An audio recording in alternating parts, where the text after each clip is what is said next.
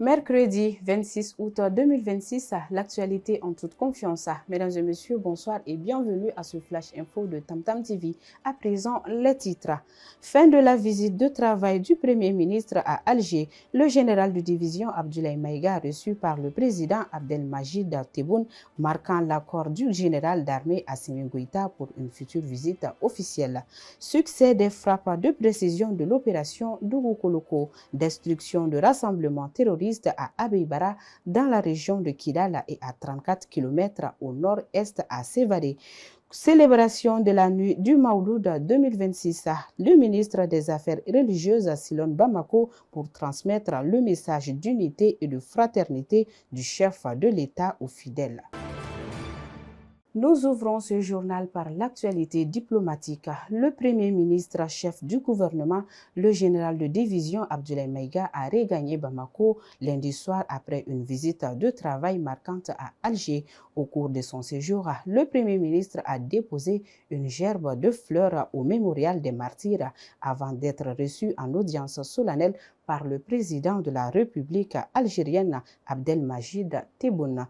Porteur d'un message du chef de l'État, le général d'armée Assimi Goïta, le Premier ministre a transmis l'accord de ce dernier pour effectuer une visite officielle en Algérie, rappelant que les deux nations sont condamnées à cheminer ensemble pour la prospérité de leur peuple.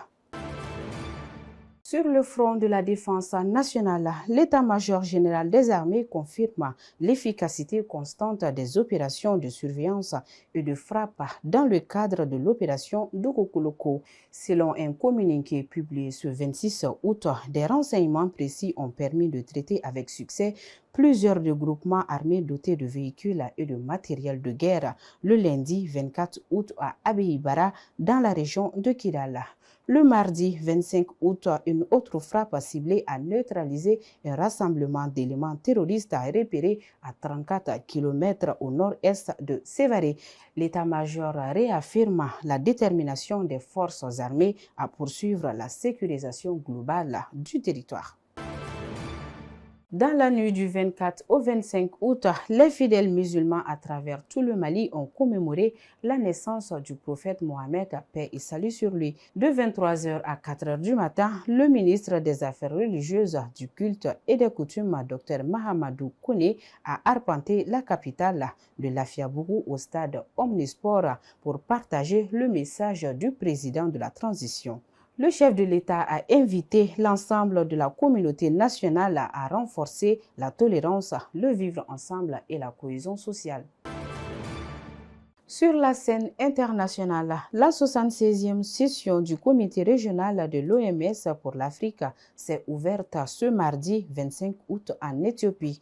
Lors de la cérémonie d'ouverture, le médecin-colonel-major Assamba Diallo Touré, ministre de la Santé et présidente sortante de l'instance, a dressé un bilan élogieux des progrès du continent. Elle a particulièrement mis l'accent sur le renforcement de la gestion des urgences sanitaires et sur le développement de la production locale de médicaments et des vaccins essentiels.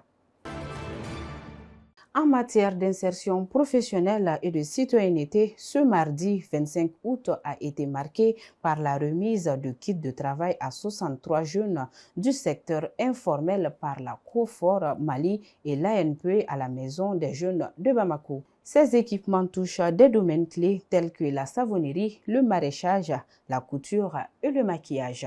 Parallèlement, le ministre de la refondation de l'État, Yaya Kologo, a présidé la clôture du premier camp citoyen général d'armée Sadio Kamara à Kati, félicitant les 55 jeunes participants pour leur engagement en faveur de la promotion des valeurs républicaines et du programme national d'éducation aux valeurs.